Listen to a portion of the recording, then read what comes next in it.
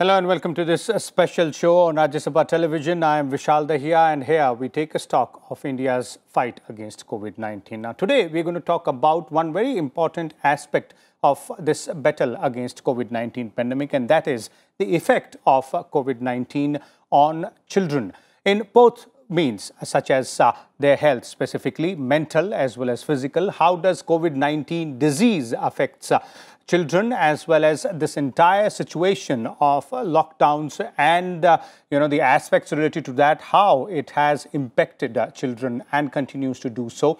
And for this, we're joined by a distinguished panel of guests. Let me first introduce them to you, beginning with Dr. Lekha D. Bhatt. She is Assistant Professor at the Department of Public Health in Central University of Tamil Nadu. We're also joined by Dr. Shobna Gupta, CMO in the Department of Pediatrics at Safdarjung Hospital, and Dr. Praveen H. Khobragade. He is the health specialist with UNICEF. Welcome all of you to Rajya Sabha TV. Let me begin with you, Dr. Lekha. And since you've also written a paper on that, and there is one study also you're involved with along with others in your team, how would you define or how would you put in perspective COVID-19 pandemic vis-a-vis children, the effects which we can see on children? Good afternoon, Vishal. Thank you so much for this opportunity to share our research findings as well as our research perspectives on children and health on COVID specifically. So when this COVID pandemic started and India started gaining some importance to this particular area, the initial ideas were the children will not be affected much. As far as their health is concerned, physical health is concerned, the disease prevalence is concerned, that was true to some extent. So we thought it is important to identify the secondary effects of pandemic on children, especially on mental health. As our specialization is on mental health, we were focusing more on mental health, and the paper you are referring to, which had appeared on Adolescent and Child Mental Health Journal, it's one amongst the first paper from India, which speaks about concerns of children and their effect of pandemic specifically on their mental health. So if we see our population, 41% of our population is in this age group, up to 18 years. So since last 7 months, their education is affected, their schools are being closed, socialization is very much limited, peer interaction is almost nil unless they have a similar age people in their very close family. So peer interaction is limited, a lot of isolation and shifting from regular teaching classes to an online mode of classes. So these all have added lot of stress, distress and some level of anxiety in these young minds. And across the age groups, the effect is not same. For example, the very young children, what they face and they go through is entirely different from what the adolescent and the little more higher age group kids are going through. So these were some preliminary findings or reflections from this work which we did, and after that we are carrying out its empirical component. This was a conceptual paper basically. Now its empirical work is going on in Tamil Nadu and Kerala with our research team. Yeah, so that is the present status. Okay. It looks like the way you're pointing out, Dr. Lekha, that as a group, children which constitute around 40%, as you pointed out, of our population are impacted by this pandemic. But if you divide this group into subgroup as well based on different, age groups, then it's the extent or the kind of impact is actually different in all those age groups depending upon the age they belong to. Let me also bring in Dr. Shobna here. Dr. Shobna, from your point of view, since you deal with children on a regular basis, in terms of clinical aspect of this particular disease or effect on the physical health of children, how prevalent is that and how serious is that? See, Vishal, as Dr. Lekha pointed out, there are some direct effects and there are secondary effects. Talking about of the direct effects, although the percentage of the children, as per the available evidence till now, they say that the 1 to 5% of the total COVID positive children are of less than 20 years. So proportion-wise, the number of children affected is less, but simultaneously, it does affect now. Now with the more apparent literature and the cases coming, we are seeing and the severity and the critical illness, though it is less in number there, but there are severe cases coming along for the COVID. Most of the cases, you say around 80%, 90% of the cases, they are of mild or milder intensity, and the children might not need even hospitalization. And they treat as a general upper respiratory tract infection, and they are well managed. However, it is seen that the exact numbers would be coming in near future from our country, but the whatever evidence worldwide, they say till now around 6% of the children did have the severe and the critical illness which required ICU admission and severe treatment of the disease. So yes, we have to be aware of that. And there are terminology, I think, which could we be talking about, like there are terminology given to those severe syndrome of the disease which we are dealing with now. And we are seeing in our hospital the severe spectrum of the disease. Okay. So looks like children are affected in terms of their physical health, but not that severely as other age groups are. Dr. Praveen, your initial views on the overall, concept here, which we're talking about, the impact. It can be physical, it can be on their mental health as well, vis-a-vis children. Yes. First of all, I'd like to thank Rajya Sabha TV for inviting me. And it's not only on the health, as we know, that it's a mother and child which needs to be looked together.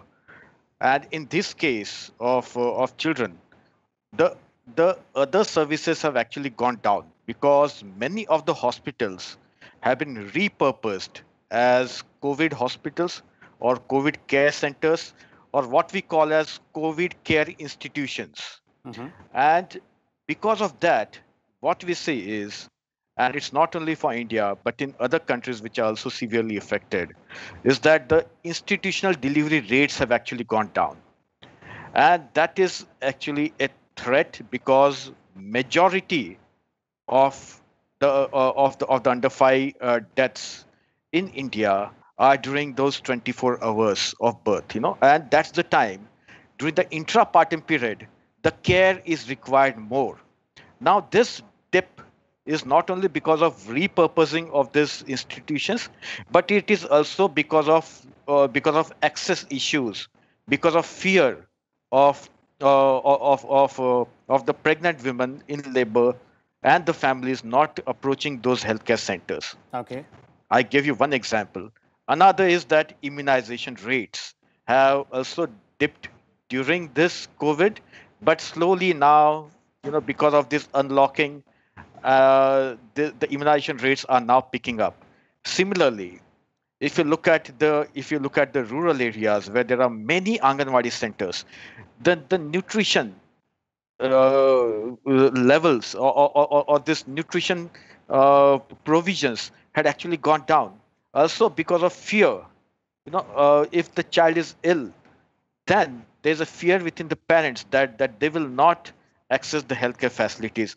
So this is on the physical side, but also children are also affected, as my co-panelists have spoken, on the psychological aspect.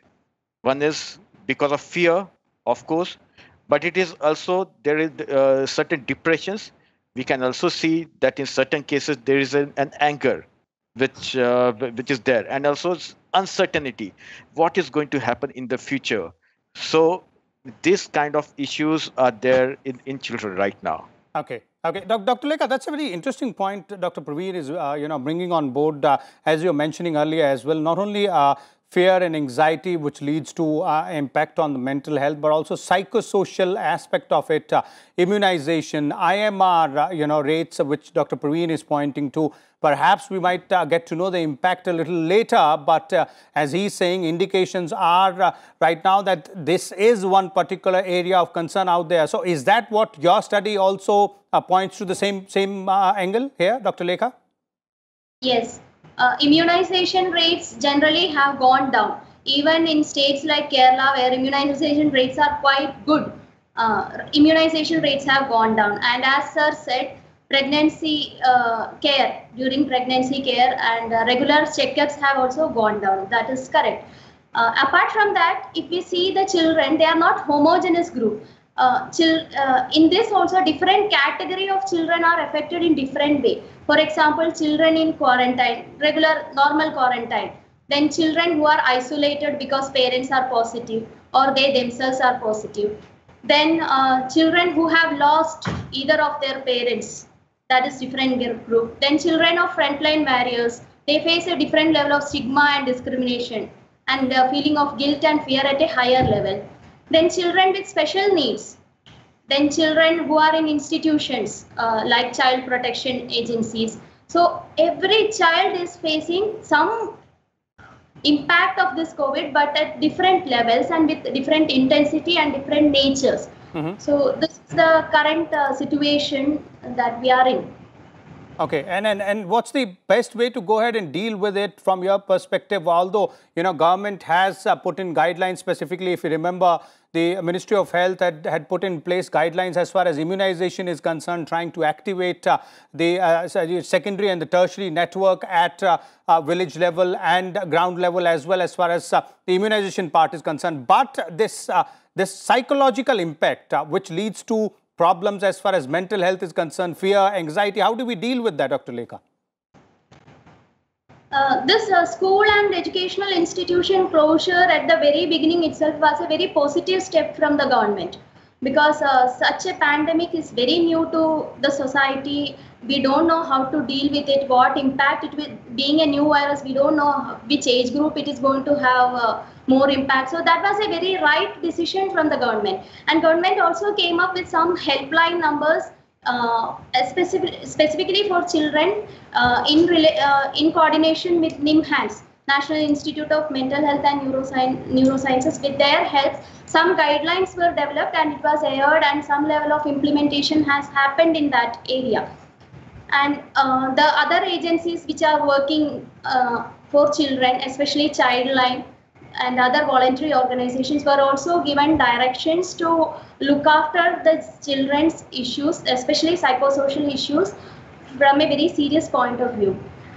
And there was also a proposal, and in some states it's implemented also at some levels, that school teachers can be made available over the phone, tele-counseling kind of arrangement for students.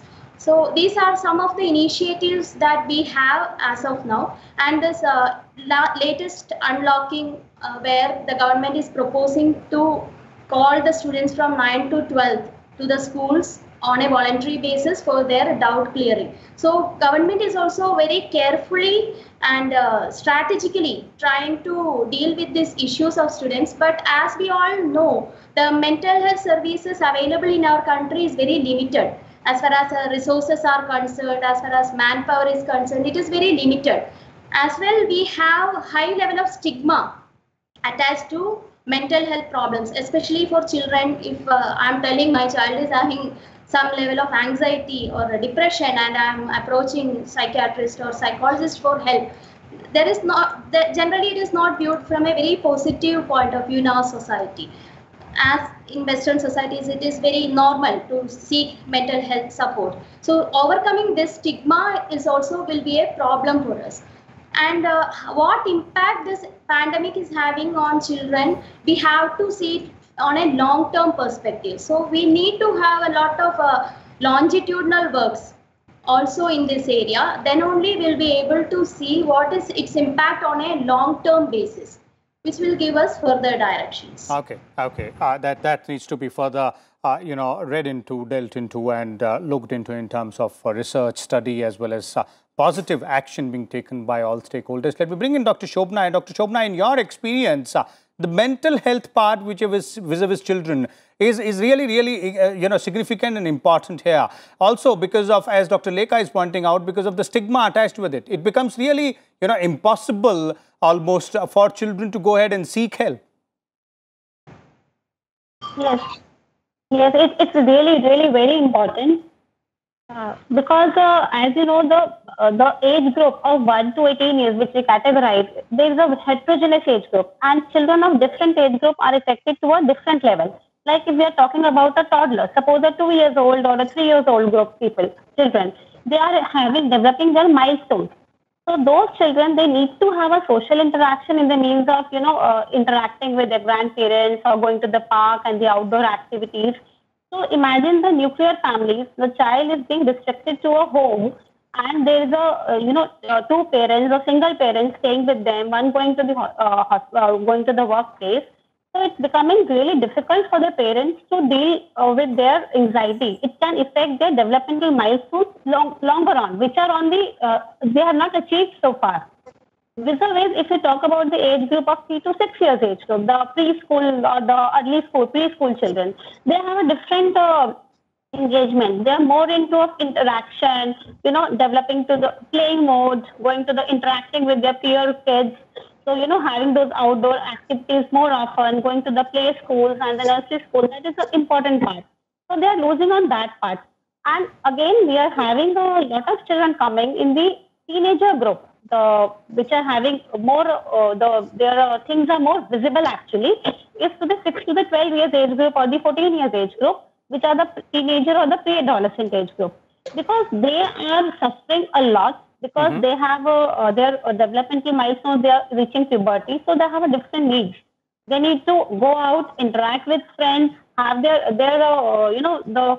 you grow older, your interaction increases more with your peer group, your friend group, and not into they feel like they are being engaged and they are becoming rebellious to the parents that we won't do, mask. And there are cases coming in these children which are presenting with anxiety disorders, even, the depression is coming among the kids of this age group.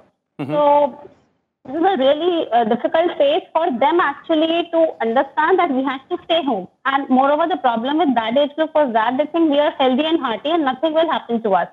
So they are in that age group, they don't listen to the parents. So it is, it's becoming very difficult for the parents to make them understand and to deal with the teenager and adolescent group.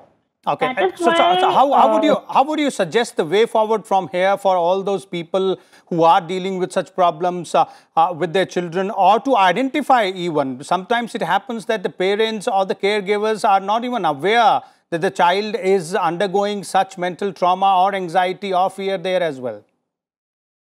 Yes, exactly. See, especially for the bigger age group, as I told you, 7 to 12 years to start with, you have to be more interactive with them. Communication and interaction is the key.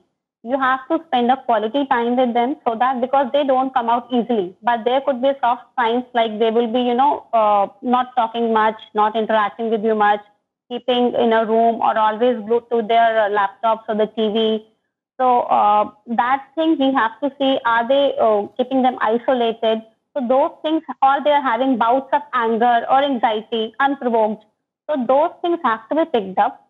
And to deal with them is like now gradually the lockdown, there is a lockdown. So gradually outdoor activities, which like cycling or like badminton, they can be allowed in a graded manner so that they have that, outlet of energy is there.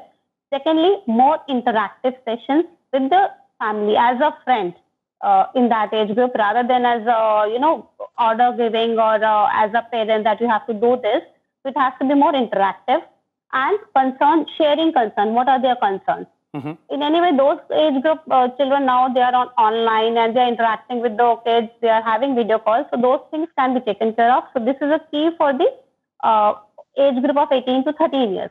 Regarding the younger age group, in younger age group, you have to be more, the parents, if in the nuclear families, when there are less kids, then actually the parents have to give more time. They have to, take out play. They have to play with the children, younger age group. They have to engage them in activities like some creative writing for a 4-year-old or a 5-year-old. You have to think like that. So in activities which can divert his attention, which can give them quality time in the creative writing, art and craft. Okay, and not only restricted to the online or the TV, rather doing some constructive work, and we have to indulge with them. If there are kids around, it's a joint family, then it's a very good thing for those kids. But definitely in a single household, you have to pick up when the child is showing some behavior which is abnormally irritating. Okay. He's showing anger bouts for no reason, and it's throwing tantrums. So those are the things which parents have to be counseled for. Okay. Okay. And one important thing I just want to know, that parents also need counseling, because in many households I've seen that the parents themselves, they have become anxious and they are showing symptoms which children are just mimicking, or you can say are showing those symptoms which are similar to the parents. So the parents need counseling as well. Okay, so parents will have to be involved and create some activities for the children, specifically for the younger age, involve them specifically. Dr. Praveen, some aspects of this also needs the involvement of other stakeholders. For example, the psychosocial impact which we are talking about, it does require involvement of the community at large or the civil society groups. It can't be just left to the government guidelines or for the parents to go ahead and understand and resolve it. Right, Vishal. You're bang on it. That's what I'll say. Like it's not. It's a multi-dimensional issue, and hence it requires a solution which is not straightforward, but it should have many layers on it. Like for example, the first one is that let's recognize the problem, that the problem is there. And as my previous speaker, Dr. Shobna, said, it's not only in children, but there's sometimes whatever is there in the parents, the children, they try to mimic it. So let's recognize that if a child is suffering, then perhaps it's not only just the children who are suffering, but perhaps their parents and maybe someone else within that family. So I think let's first recognize that. Mm-hmm. Second is that it's not only the psychosocial one. There are certain reports that there is also domestic physical violence on children within the households. I think let's recognize that this is a problem. The first thing is recognition. Second is, as you had rightly said, it's not only within the government policies, but the action first needs to start after recognition is at the familial level, at the peer level, and also at the societal and at the community level. And it's not easy. If you're asking me a solution, I will say it's not easy. It all depends from case to case. And there are experts who deal with it. So it's not easy, like one shirt fits all. It's not like that. Okay. Each and every case will be different, and for which, apart from this government guidelines, what needed is certain research, as Dr. Lekha Bhatt has done some more research on it, and which are the more prevailing problems which are coming out, and then some expert consultation, and based on those expert consultations, let's formulate some strategy on it. Okay. Also, yes, please. Yeah. Yes, also, please. Let's involve institutions. There are specialized institutions which are dealing with psychosocial care, with mental health, like NIMHANS, and in almost every state there is some mental health institution. Like I know in Jammu and Kashmir, it's IMHANS. At the same time, there are various mental health healthcare workers. It's not just psychiatrists, but there are psychologists, there are psychological counselors. So let's try to involve each and every one of them. Okay, there it is. Thank you so much, Dr. Praveen, Dr. Shobhana, and Dr. Lekha for sharing your views and time with us. This is all about the impact of COVID-19 on children in all aspects, their mental health, their physical health, and the psychosocial or social impact as well. And as our panelists are pointing out, all stakeholders will have to come together and work on to find a solution. Only guidelines will not work here. All of us involved, the family, the parents, the community at large, will have to involve themselves and try and find a solution on a case-wise basis as well. Thank you so much for watching Rajya Sabha Television. We'll come back again with a different topic. Till then, keep watching RSTV.